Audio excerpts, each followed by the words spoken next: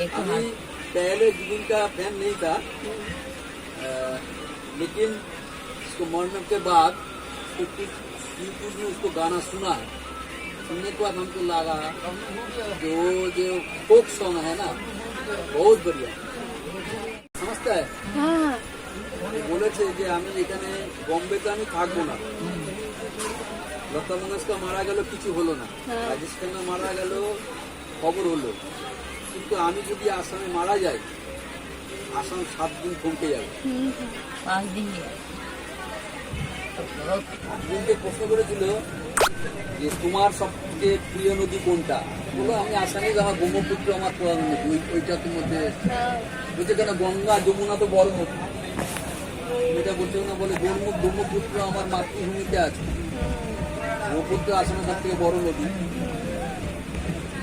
সেই জন্য ও বলেছিল এই কথা।